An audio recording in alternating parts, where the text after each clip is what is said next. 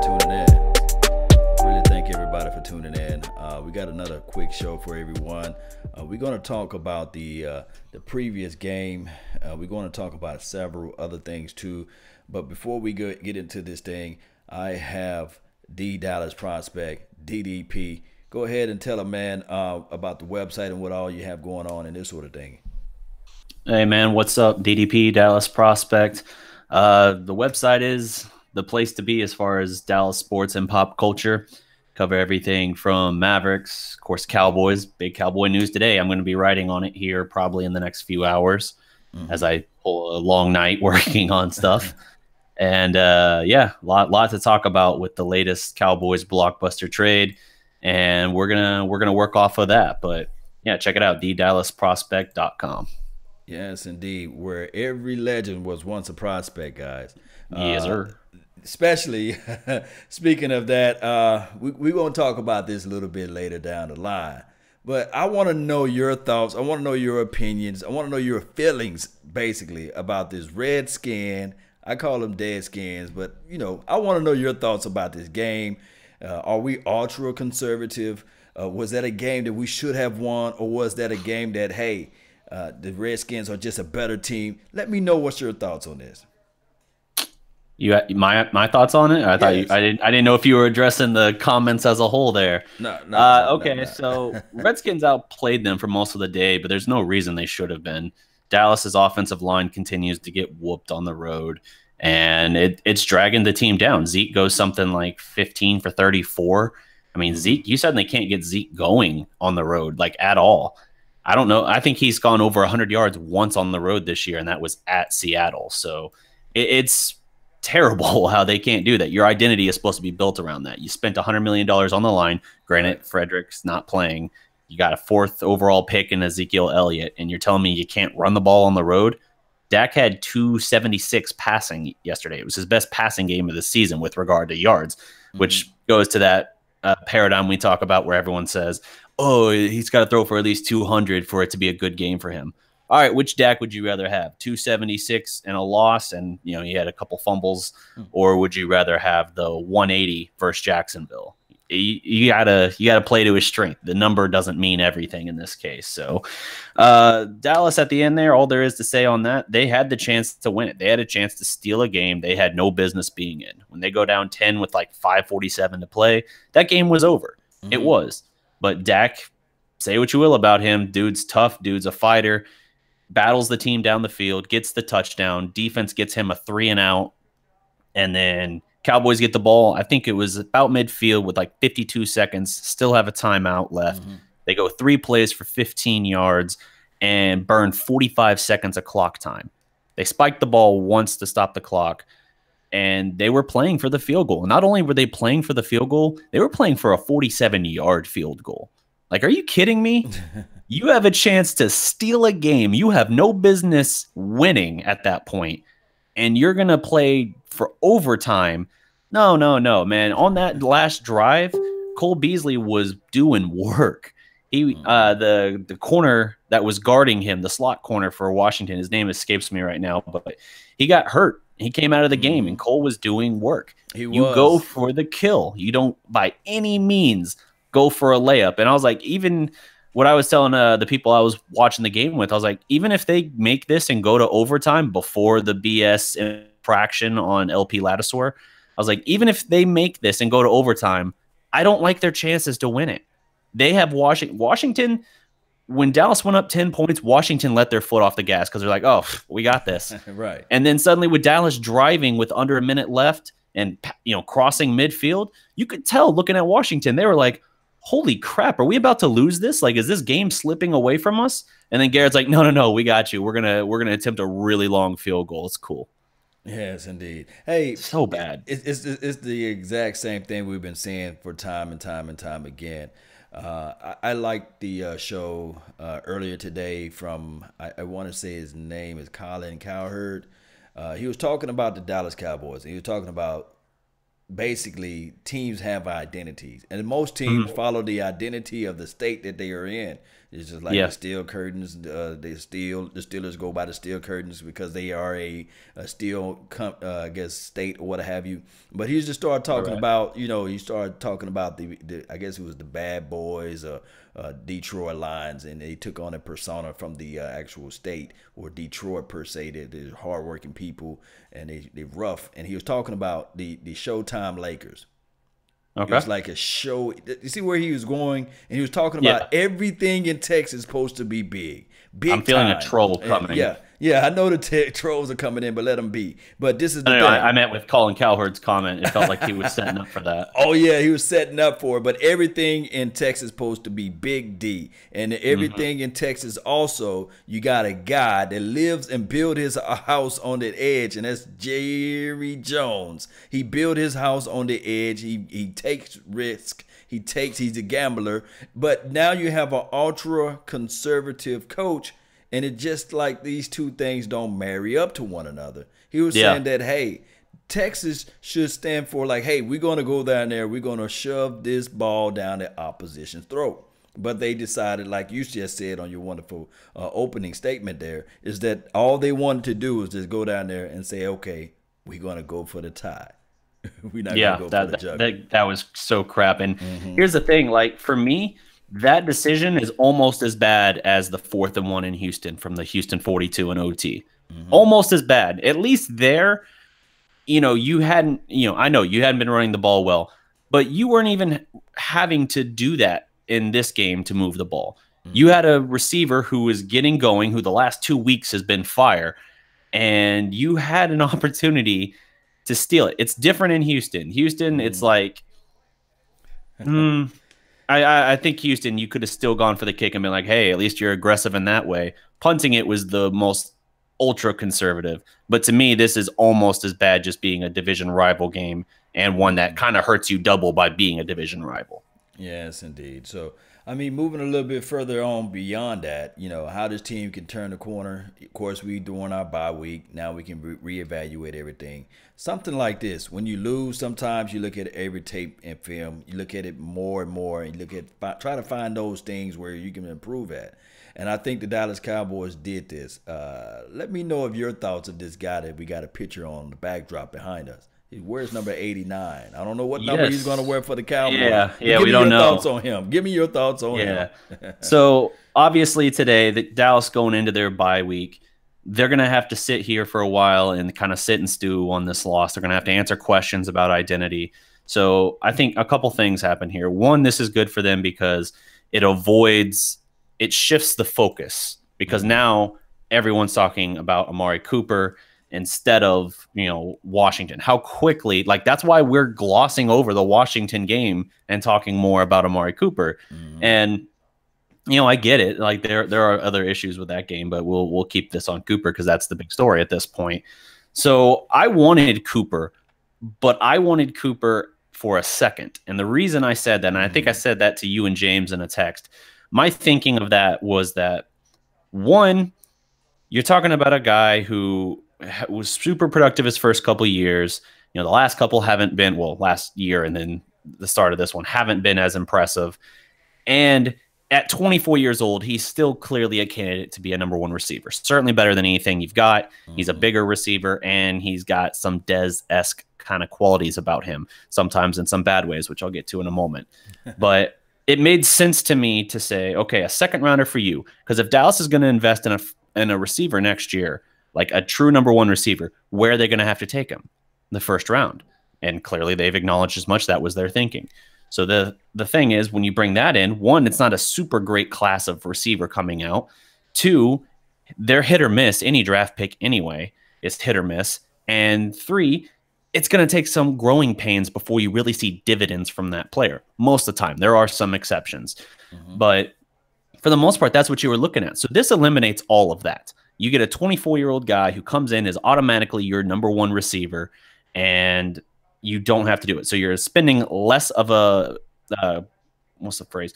Whatever. You're spending less of an asset to get him as a second than you would if you drafted a receiver as a first. Now you're paying him more, but you got the cap room to do that. Instead, Dallas gives him a first, which is the asking price, And yeah, I know Philadelphia late last week made filthy made a pitch to get him for a second rounder. They turned it down, they being Oakland.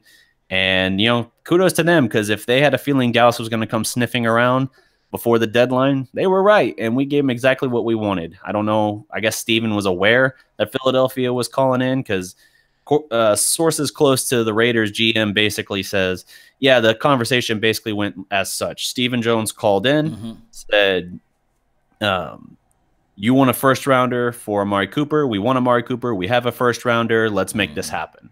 That's not negotiating. Like that's like paying the ransom money.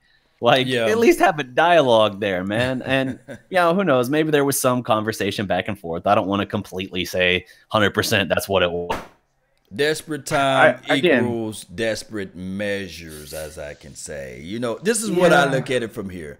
Normally when you're negotiating, you say, okay, all right, we do some conditionals. You know, I will give you a third-round draft pick with the conditions. If he catches X amount of balls, it'll turn into a 1. Or I would give, you can backload it, whereas I will give you this first-round draft pick for Amari Cooper if, you know, he catches these amount of balls, and I will throw in a next year's 5th or 6th round draft pick if he continues to be this. And you just got to just soup it up a little bit in order for them to say, okay, yeah, because you had to try to figure out a way to beat Philly.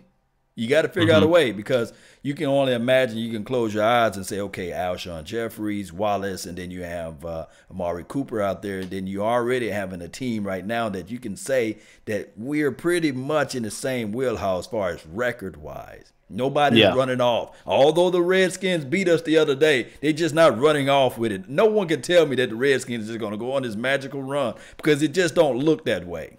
Right. But neither here nor there. I'm thinking that maybe Jerry Jones saying, okay, we need that little spark right now so that we can stay in this race. Now, this is the thing. What a lot of us have to say after this movement right here, that it removes all doubt. It removes all excuses for my guy number 4. I can't go back and say, well, hey, Dak, you got an undrafted Deontay Thompson, ball bouncing off his body like he trying to play volleyball. Then you have the other guy, Allen Hurns, ball squeezing through his hands like he got parquet made of fingers. And then on top of that, you can't outrun a linebacker. You got to outrun the linebacker, number 17. You got to outrun him now. And then also you have Cole Beasley. He's doing his thing. Although he's undrafted, but he's doing his thing. So I can't have that excuse no more, DDP. They took my excuse from me. So what do you feel about this, man? How are they going to utilize them? How do you feel about that? Well, here's one thing to consider as well with Cooper. This is kind of the flaws to his game. Even though he's a great route runner, he is a definite case of the drops. Like, as a rookie, he dropped 20% of his targets. Between 15, 16, and 17, he dropped 14% of his targets. So he is a guy that will drop the ball on you. Like, if that was one of the main things leveraged against Dez the last year or two he was here, and if it was something that Cowboy fans complained with regard to Terrell Owens when he was here, all of that is valid, and that's something we're still going to have here. The difference is this guy's 24 years old. He's 5 years younger than Dez. He's automatically got to be your X, I think. And you got 2 weeks to work him in as far as getting him up to speed with the offense and practicing with Dak and all that. He's coming off back-to-back bye weeks effectively when he finally does play. He had a bye week last week in Oakland. So he's going to have some time to work with Dak. And as you said, it removes the excuses for Dak, but it also tells me that they are all in on Dak. It's not a strong quarterback class coming out either.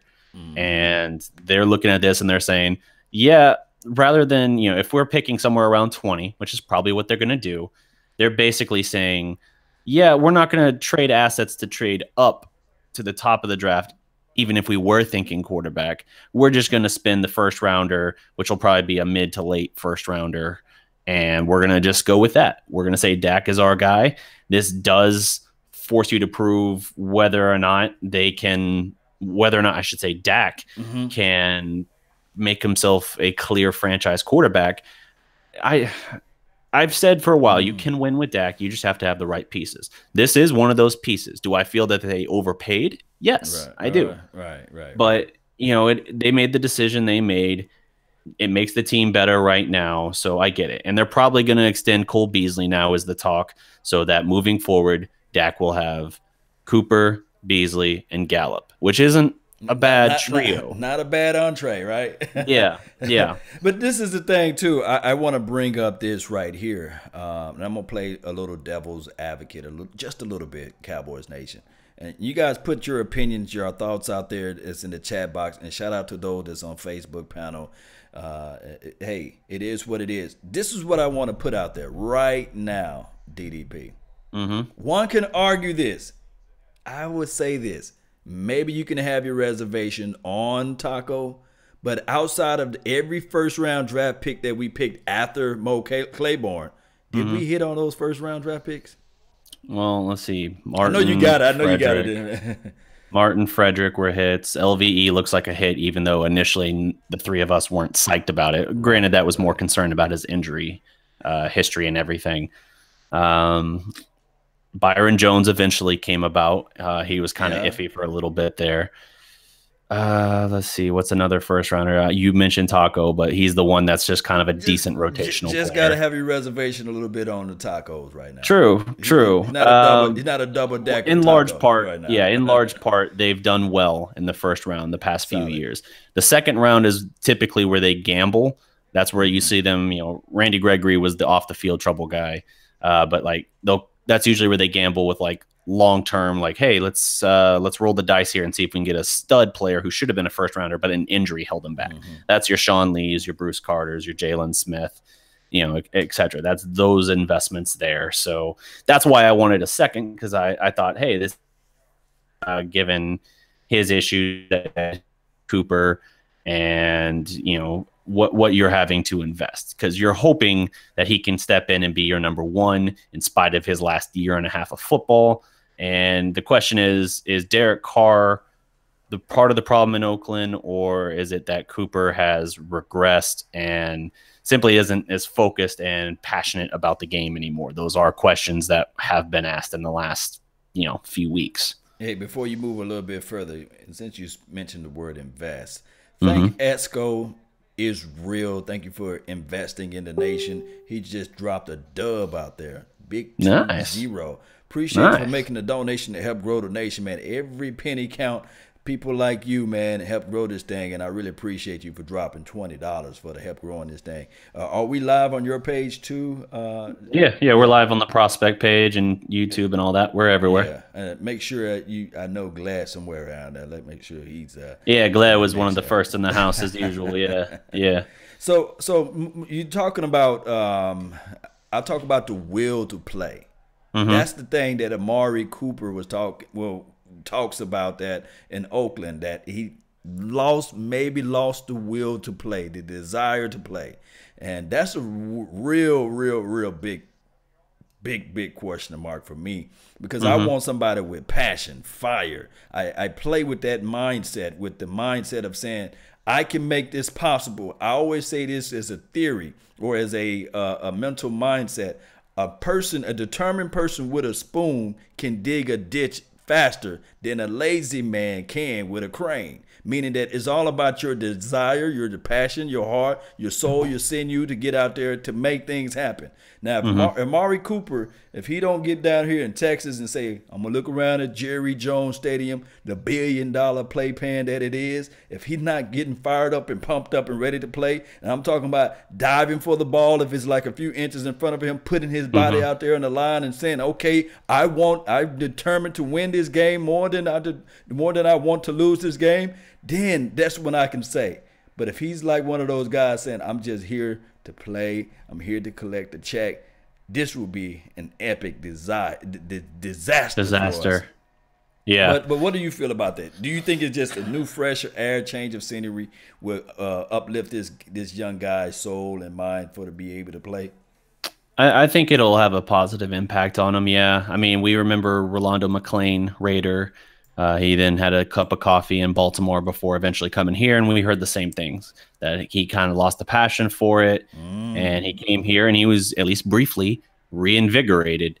Now, he wasn't able to sustain that, But for a year and a half here, he had turned around and he was focused and he was. Did they go to the same school? Did they go to the same school? Yeah. Roll Tide, huh? Yep. So it's a big acquisition in that regard. And what sounds like it made it a done deal for Dallas was that there are no strings attached. Cooper was willing to say, I'll come in and not have the expectation that I immediately get an extension. And so what Dallas is doing, he's under contract for next year. By the way, $14 million for next year, which is more for those counting at home than we cut Dez for. Wow. But Dez was 12. Shoot that number again. How much? $14 million next year for Cooper. How much money do we have in the cap next year anyway? Do you have that number? Like 70. Okay, something like that. But we still got to re-sign DeMarcus Lawrence. Okay. I think if you include his, from the projections I was seeing, if you include his likely expected extension, it's like $45 million. But you still got Byron Jones out there. You still have Martin's money kicking in at that point, his new deal, and you're gonna have to figure it out. So it does get more complicated. Sign David Irvin. Is he's on his last year too? He's on it. He's I don't know if you can Irving sell him peanuts, franchise. Or no, that's Lawrence who's franchised. But yes, Irving is tendered, so it's his last year. He's going to be unrestricted free agent, I believe. But so with Cooper, the change of scenery will help. But what iced it was that he was willing to not immediately sign an extension. He's willing to hold off. So if you're Dallas, you have to get this done, right? Because a first-round pick, say what you will about how long it takes to develop them and whether or not they hit or miss, you got that guy for 4 or 5 years, easy. If you're telling me you gave up a first for Cooper and he's here a year and a half and then you don't lock him up, whether it's that he's not setting the world on fire or that his asking price is like, that's a little high for what we want to pay. You know, he made $14 million his first full season with us and expects that number to go up potentially. I don't think that's going to happen, especially since in our offense, he's not going to produce big numbers. If you let him walk, let me ask you this though. What was Dez Bryant's stats in 2016? 2016 was like 835 yards, something like that, or 869 yards. That's even him minusing or missing about 4 or 5 games. Yeah, it was more than that, yeah. So anything less of that, Cooper, would that be a disappointing deal there, or would you like to have him with 2017? Are we talking next year? Are we talking next year for Cooper and anything less than that, or are you talking about this year? This year, you got he's got 9 games with us. Yeah, 9 games. You can add into whatever stats that he carry over from the Raiders. I just throw that in as a caveat. What would you say if he just get out of here and be 2016 Dez for us? Would that be a good deal for a first year of the, not even a first year, for a first sample size of his ability? I would say if he could produce around those numbers, that'd be. Thing is, but our offense isn't one that produces big numbers for receivers typically. Now he might have games where he can get multiple touchdowns, but it's kind of like the Cole Beasley thing where it's like red zone targets or something to that effect, which is fine. I just mean you're not going to see him go for $160 or something like that, hardly ever. But it's one of those things where comparing him to Dez, this year, these 9 games, I'm not frankly that worried about his stat outcome. I just want to see that he's, one, having an impact on the game. One thing, I know this is a young kid, so I don't want to, act like I'm throwing shade at him. Michael Gallup, I think, has a lot of ability, and he flashes it about 1 play per game. He'll get about his 1 catch for 27 yards, 30 yards, or in the case of yesterday, he'll break the 1 over the top on the nasty double move, and he's off. And that was sweet. He finally got his first touchdown that counted, but he disappears in large part after that. Or they don't just go his way. Yeah, there's a little bit of both of that. Right. Yeah, a little bit to both sides there. You're right. But I want to see Cooper come in and have an impact on the game where he doesn't disappear for large stretches. And I want to see that he's developing some chemistry with Dak, because at 3-4, 0-4 on the road, 3-0 at home, you could win all your home games, but you still have to find a way to win at least 1 or 2 road games to even have a prayer of the postseason in most cases. You got to go typically 10-6. Now I know our division's weak. Maybe 9-7 is all you need this year. Right. But if you're 9-7, you're not a threat to anyone really in that situation. This team can't string 2 wins together. Like we're 7 weeks into the season and we don't have back-to-back wins. We need back-to-back home games. Anybody got the schedule? we need to just convert all our schedule here out to be nothing but home games. Nothing but home games, and maybe we can get things together from here. And speaking of home games, shout out to Amari Cooper for making another donation. We're making a donation to help grow the nation. Dropped $20.01. He said, "I raised you 1 penny" from the other guy. So appreciate you, man. And he says that man, you got your people betting against each other. That's how you do it, man. That's competition, right? Hey, people in Prospect, hint, hint. No, I'm kidding. He said, "Love watching y'all. D-Law, Okoye, Vach, and Mark Holmes. It would be nice to see all of you guys in a video chat at some point, I guess, or some sort, to talk about Amari Cooper and what he would draw to the extra man and lighten up the box." To me personally, I only got a chance to evaluate a few clips, and Vach Lombardi got a film session already on Amari Cooper out right now. Go to Vach Lombardi's page, and you can see him. He showed one play that he took the top out for the defense. They can line him up inside as the Z. He can be a flanker too, so he can be a guy that you can line up as the inside on the route, and you can vertically take him up the seam. And what that does is that you do not want to box cover or your bracket coverage this guy, number 89, Amari Cooper. And especially now that you have a Cole Beasley and you have Amari Cooper, you can line them up side by side, and then you can do a lot of route combos from there. So I don't know whether or not the creativity of what Jason Garrett is going to do or Scott Linehan, but there are some talk tracks and there are some noise and rumors and rumbling out there that Amari Cooper was trained under some of Scott Linehan's, I guess, contemporaries, I want to say. So we will see, though. The biggest thing is that it's on a bye week this week, and then the next game is not until a Monday night. So they give us an extra time for the develop and have that chemistry with that. And then I like, believe it or not, because still Michael Gallup still possesses the main X factor type of a receiver. Hopefully down the line, Michael Gallup can still be that guy that you can look up and say, okay, he can play the X, and then you can rotate Amari Cooper in and out of his alignments and assignments out there. It can get very trickery, especially with trip formation and things of that nature. Yeah, absolutely. And some interesting context as well on Cooper that we were talking about a little bit earlier. So everyone's looking at this, and some rightfully so, saying, well, why didn't you just take Calvin Ridley in the first round? You could have had, the Alabama receiver, great route runner, doesn't have the case of the drops like that at all, and you would have him under contract for 4 or 5 years. True, that was out there. That's not to say that LVE has by any means been a disappointment. In fact, I would say he's exceeded my expectations quite well so far. But it is something where you have to also look at it as you pointed out, Amari Cooper is only 6 months older than Calvin Ridley, despite the fact that Cooper's in his fourth year in the NFL, and 2 Pro Bowls, which is kind of hard to believe, but I guess that's what it is. So the difference there, of course, as I mentioned, you're going to pay Cooper $14 million next year, and you're not going to have to pay that. You wouldn't have to pay anything like that if you had drafted Calvin Ridley in the first. But I kind of look at it as, well, you got the money to spend anyway, and yes, this is going to complicate some of the other guys, because we know Dallas doesn't like to go get big name free agents. They like to sign their own. That's what they're going to try and do. They're going to have to sign DeMarcus Lawrence. They're going to have to sign Byron Jones. There's going to be other things they have to figure out. Eventually, you're going to have to worry about your running back and your quarterback as well, because they are all in on Dak. That's what this move proves. So you're going to have to figure out how to afford those things, and obviously a receiver doesn't exactly help that.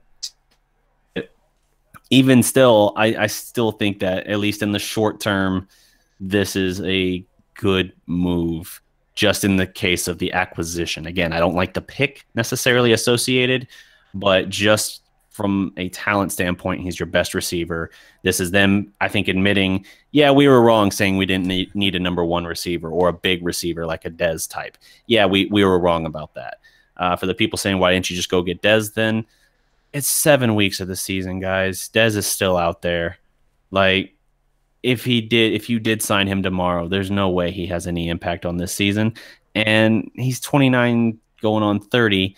you're not going to get a whole lot out of him. Like, I know some people are still beating that drum. It's just like the same people beating the Romo drum. It's not happening at this point. Like, I get it. They were great, and it sucks, that they're not here, but to varying degrees, health played a role in both of them. And you can say it's hypocritical of the Cowboys to cut Dez and then sign Cooper. Dez has too many drops, cut him.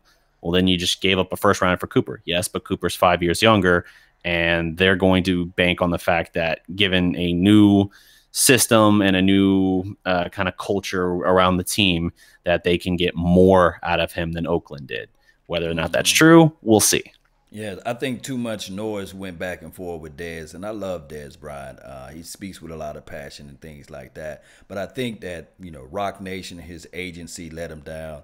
I think that he talked too much about, and I do know that sometimes when your name and your voice is out there, but you just don't want to just talk about people, knowing that you might have to go back to the people that you talked about. That's why they're saying you shouldn't throw stones if you live in a glass house, meaning that you can bust some things around.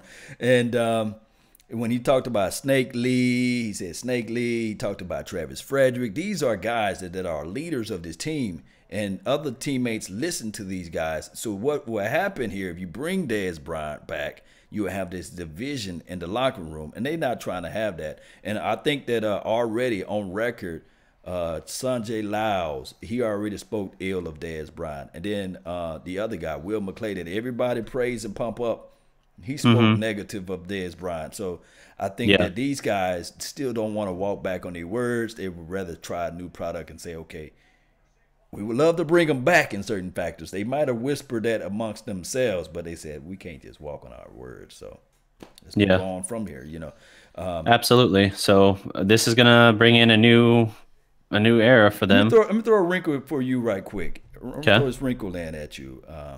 Patrick Peterson requested to be traded. Would you entertain that at all? No. You wouldn't do that at all? You wouldn't entertain it? I mean, based on what the price would be to get him, which, again, we've already now traded some picks. We're not, or one pick, our top pick. We're not going to give up any other draft picks, I don't think. Peterson's what, 30 same approximately? Age as Dez. I think he came out in the same 29. Yeah, so 29, 30, 29 going on 30. So, yeah, he's a little up there in age. I know that our secondary is allowing a high completion percentage, but you have prospects there that you think can do a lot. So it doesn't make sense to me. This is not the year to make a bunch of these moves and to say, all right, this is what we're going all in on. Because then I don't know how many years Peterson has left on his deal, but then if you do get him, all right, are we going to have to extend him soon? Is that one more guy we got to figure out how to pay, or is it better just to have our young guys that we have here, most of which under good deals? Byron, you're going to have to make something happen. But it's... to me, that's let me just say this right here, and this is what I'm thinking. I could be 1,000% wrong. I think that Patrick Peterson, players of his caliber, normally the trend for them is to actually swing over to safety down the line. Once they lose their little quick twitch and being up front and tight. Yeah, and he will be your answer to your safety help. Because I saw out there earlier the last game a guy number 29 named Goodwin. I never saw him out there, never even got a chance to evaluate his tape. Yep. I'm talking about the guy who got his lunch money taken from him last game. And I was like, who is this guy? Where did he come from? And I always went back to this saying, you know what? We need some safety help out there bad. And I saw number 30. I saw him getting burned like French toast out there too. So I would do this, if the Cowboys decide to listen to what I'm saying, is that, okay, we know Cheeto Awuzie, he's bad, he's a good guy, but wouldn't it be better for us to have also Cheeto Awuzie? Maybe you can slide him into the nickel or slide him into the inside, have Patrick Peterson on one side of the field, and we already know what Byron Jones is doing out there on the other side. Now we have some guys that can actually take the ball away from the opposition. Our defense is solid. They good. They're second to last, though, in turnovers forced per game. That is the one big trend that really haunts them. There are only stingy, teams right? with fewer turnovers than them, but those are teams who have had bye weeks already. So when you factor in turnovers per game, Dallas is second to last, which is weird. You typically associate a good defense with being able to take the ball away. Yet we say week in and week out, oh, this defense is really good. Like they keep Dallas in games. You know, their goal line defense, they're making it a staple of their identity to hold teams to field goals inside the 5-yard line or inside the 10-yard line. Like, that's really impressive. Hey, hold on. Before I would like some more another word. You said 5, and shout out to B Wee for making the donation. He dropped 5, as you said 5, into the chat box. I really appreciate you for making the donation. So I should have said 500, you're saying. If you just said 500, B Wee said he would have put 500 in there, man. That's what I'm talking about. All right, Thank you for making the donation, man. He said Amari is big and strong and fast. Can take the short passes too underneath. Not coming off of an injury or old. Amari, Bees, and Gallup. And Tavion, Tavion is a legit NFL wide receiver core. Yes, that is legit. We just need Tavon to. I said Tavion. I'm thinking of Jerry Jones. He called Tavion. Right. But appreciate you for the donation to help grow the nation. B Wee. Yes, you are 1,000% right. This is looking scary. Just for the future. For the future. This is looking scary just in one day. Because I can only imagine. I know that the reverse sweep was something is implemented in his offense. We jet saw, sweep. The jet. That's it. Reverse. Yeah, jet sweep is implemented in his offense because we saw Jordan Lewis get out there and get 7 yards. He actually averaged more yards per carry than I ain't gonna say Ezekiel Elliott, but you know how it goes, man. It's something special about that jet sweep in this particular offense. But go ahead and go with your point, man. I mean, what they're building a little bit, but I can recover with something different. What they're building, you know, if Cooper can be kind of what they think, if he can be a guy that is, let's say, 1,000 yards and 7-8 touchdowns, you know, ideally in this offense, that's probably about the most he'll be. Would you like a little more than that? Yes, but you're probably not going to get more than that with Dak. So if he can be something along those lines and they keep him, then he's with them, you know, throughout Dak's time as the quarterback, whether that's one more year, whether that's whatever. The Cowboys have made their point. They are all in on Dak. And Jerry, or sources close to Jerry, have said there are 2 untouchables for this season, no matter what happens: Dak Prescott and Chris Richard. Now that one, the second one's, you know, it's basically saying even if the fire comes down, rains down upon this team, the one coach who's not going to take any blame in Jerry's mind is Chris Richard, who he has, quote unquote, become obsessed with. So he said that he can see Richard being either the defensive coordinator, maybe even the head coach in the future. So there's something to consider there. But regarding the offense, yes, it's another promising piece, but we got to get this offensive line right. And that'll help with age. You know, Connor Williams will do better. Hopefully they get Travis Frederick back and he's right. You know, I'm at this point, I'm almost saying just wait until next year for Travis. It's not worth bringing him back for this team because I don't think this team is showing enough to convince me they're going to go anywhere. When is Travis eligible to come back? It's like mid or early December, something like that. Like December 2nd. I might be pulling that number completely out of thin air, but what record would you rather have? Like this. Let's say, for instance, give me a record we could be at around that time. Would you bring them back if we're winning, or would you bring them back if we if we need just these 2 games? What are you thinking? Let's see. Let me look at this. So we got a bye week this week. So November 3rd. So look, at that point, you're entering like the final 4 games of the season. So let's say they're 3-4 now. Realistically, you can only afford like 2 more losses the rest of the way. So ideally, you want to be in a position where you're not around 500, and that's what this team feels like, man. What if you like one of those situations where you got to win out? You know, you're like 7 and let's say 7 and 6, 6 and 6 or something like that, and you got to win. Where you got to win out? Yeah, you got. I have no faith in this team to do that. I'm honest. I'm serious, man. I have no faith in this team to win out in that scenario. Not this year. I think there are problems in this team that need to be addressed. One of which we need to start having an open dialogue about is Tyron Smith. He's getting whipped by speed rushers this year. Now, he's drawn some tough matchups, but, man, part of what's struggling with this line right now is he's getting whipped. You're seeing Zach Martin at times getting beat, which used to never happen. Your rookie Williams is looking like a rookie some games. He's had his good moments too, but there's just so much with this line that's hurting this team.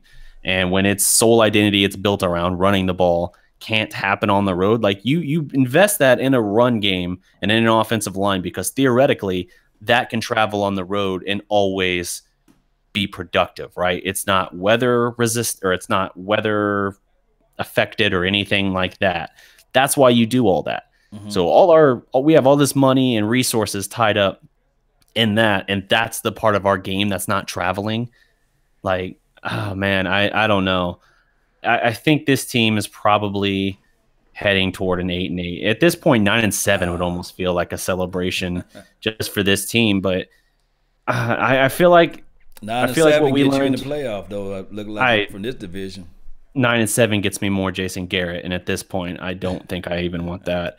And that's the thing, that those games, Houston and now Washington, conservative, passive in these big moments, they're gonna come back to haunt him, because Dallas is going to find itself late in the year like, oh, we're scratching and clawing for this last spot, like we're still in it mathematically, and we're gonna be sitting here saying, if you had kicked that field goal, you might have had an extra game. Or, if you had made at least a couple attempts at the end zone, you would have had that. Tony Romo was calling that out on the broadcast.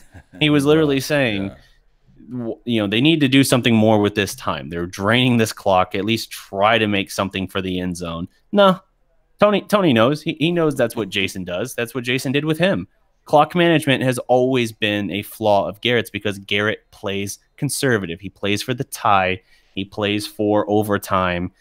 It's not going to change. Like, nothing is going to be fixed with this coaching staff. We've had more than enough time, more than enough evidence to tell us if this coaching staff is going to really change, because week to week, they're Dr. Jekyll, Mr. Hyde. They'll finally do some stuff and you'll say, hey, it's like they understand. And then the next week you're like, did you just completely forget everything that worked last week? Like, I get it. It's not the same matchup, but there's some stuff that you can carry over as far as things you try to implement and things you try to do. They're not doing that. Yeah, and it's just, I feel like it's holding this team back. In 2 games, you should have at least tried to steal. And I felt like he was content playing for a tie or playing for overtime. Well, let's say if we do so happen to not do it all, right, and lose all out, or what would you do for Lincoln Riley? What would I do for Lincoln Riley? And Voch Lombardi's word, who will you kick off a bridge for Lincoln Riley? Well, for my college team, I've already got Lincoln Riley. But what about it for your America's team, the Cowboys, the silver and blue? Right. The chat box, what would you guys do for Lincoln Riley right now? And then you still, because think about this, even if you promote my guy Chris Richard as the head coach, you still have to go out and find an offensive coordinator. And I'm not saying Lincoln Riley, of all people, will say, okay, I'll come out here and coach up the offense, because that's something like he will have to make a major move. Maybe you can do this. Get Lincoln Riley, and then you can promote Chris Richard as the defensive coordinator. Bam. Right. Boy, we on to the Super Bowl. We winning 3 Super Bowls in a row, baby. They ain't gonna know what to happen. Yeah. Hey, if you want to look at it this way, the last time you hired a Sooner head coach, you did get a Super Bowl, although it wasn't really his team. But we'll just roll with that. So to me, if you were to get Lincoln Riley, one, he's already making like $5 or $6 million at Oklahoma, so money is not going to be something that really draws him in.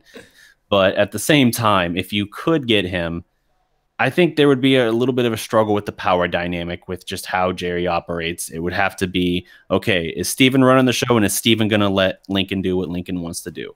If that happens, then maybe there's some more there. But it's a copycat league. Everyone wants to do what Sean McVay is doing. Lincoln Riley is one of the best offensive minds in the country, and there's a reason why every offseason all these coaches are going to Norman, Oklahoma to ask Lincoln Riley about his scheme, pick his brain, and see kind of his philosophy and how he does certain things.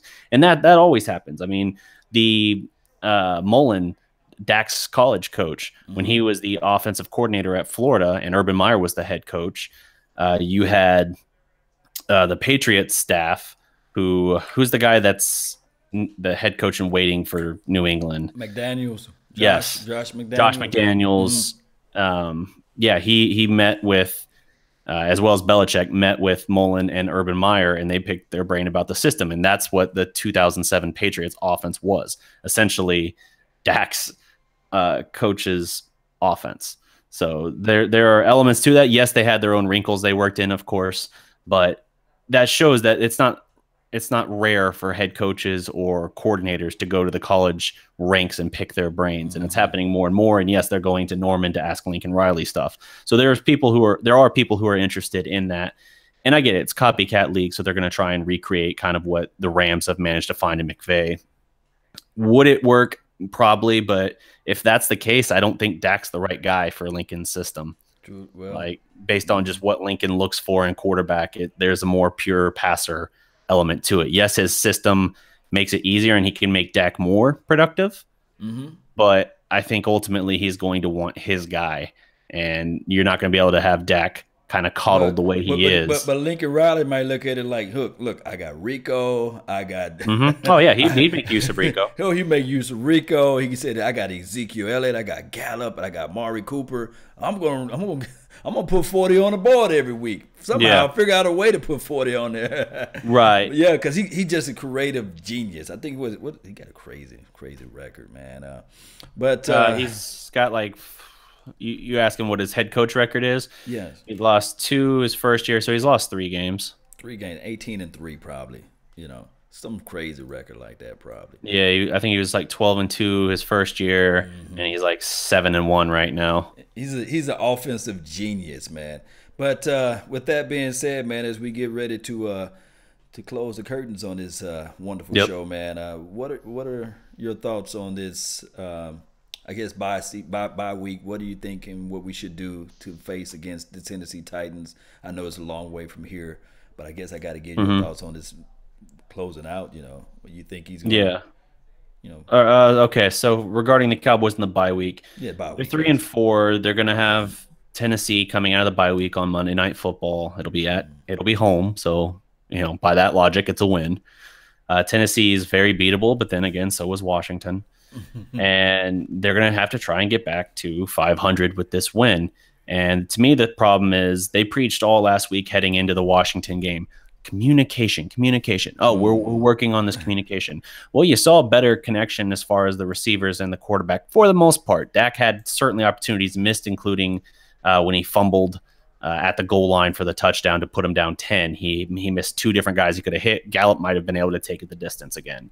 So there's still issues there. That was the whole theme.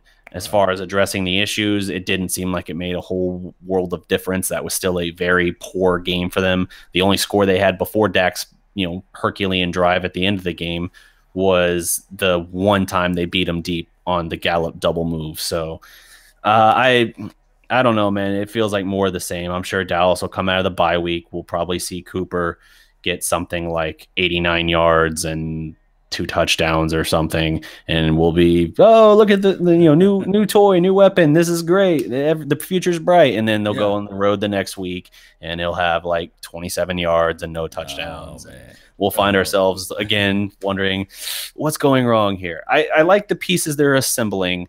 I have no faith in this coaching staff to make it work. That's where I'm at.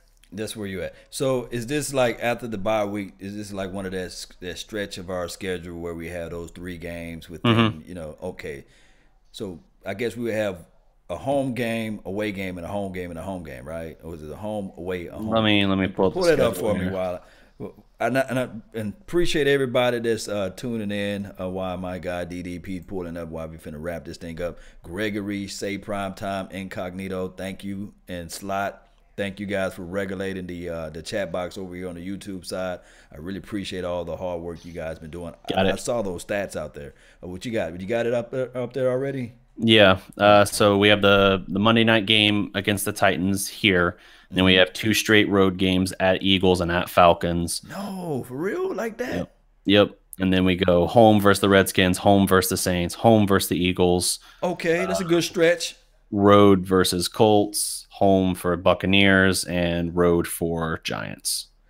Okay, so we got 2 straight. So here's the logic. Okay. If you get back to 500, beating the Titans, you have a chance to then, if you can't figure it out on the road, be 4-6 coming home. But then you got 3 games, so maybe you can get to 7-6 to your point earlier. And at that point, if you're 7-6, if you get through that, which by the way, you got to win a couple really tough home games to do that.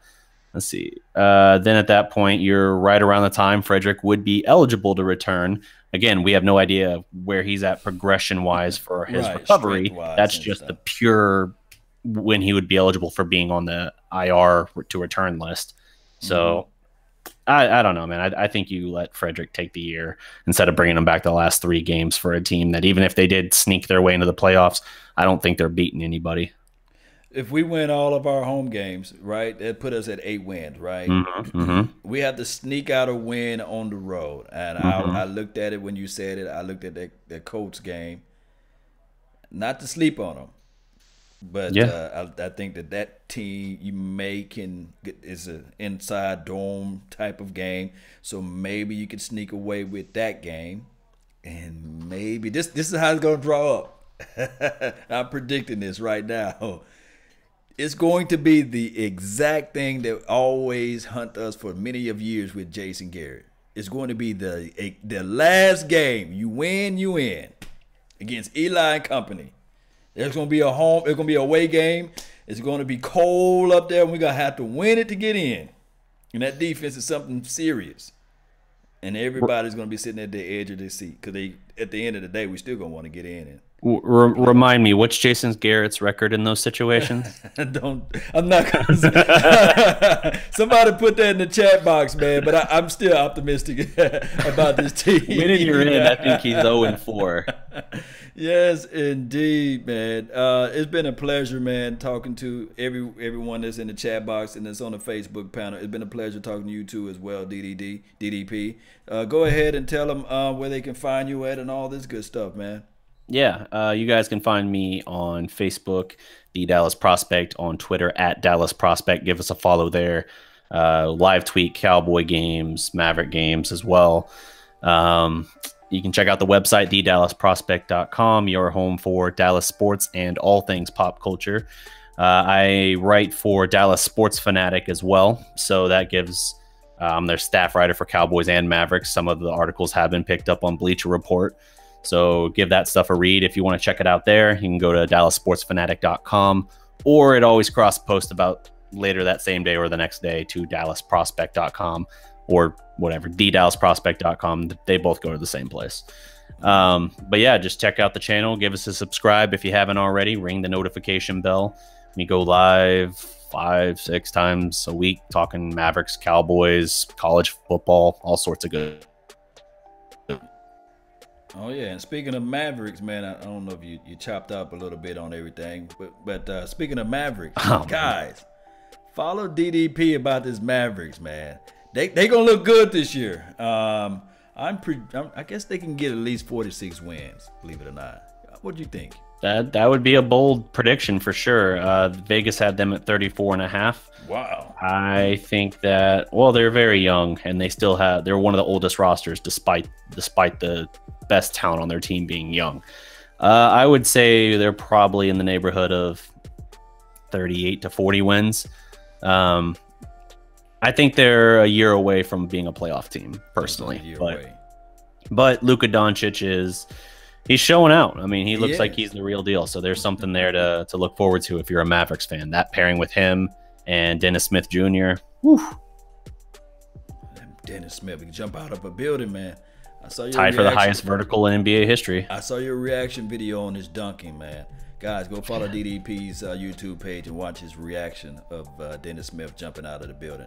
Shout out for the donation, Afro Sheen 42. Thank you for making the donation again. Guys, I have a podcast. That's LAW Nation. Don't forget to join that podcast. I'm on Instagram. I'm on Facebook as well as Twitter and Twitch. Patreon, that's where you can go and watch some nice, good stuff there. I am also on iTunes. You name it. Just type in Law Nation. You'll see either my face or my logo. And we're going to get this thing going one way or another. That's the Dallas Prospect. Every legend was once a prospect, right? And remember, every legend was once a prospect, yes. Yes, every legend. Even Deion Sanders, right? Yeah, everyone had to be a prospect at some point. You all are listening to Nothing But the Best. Salute. We're out. Peace.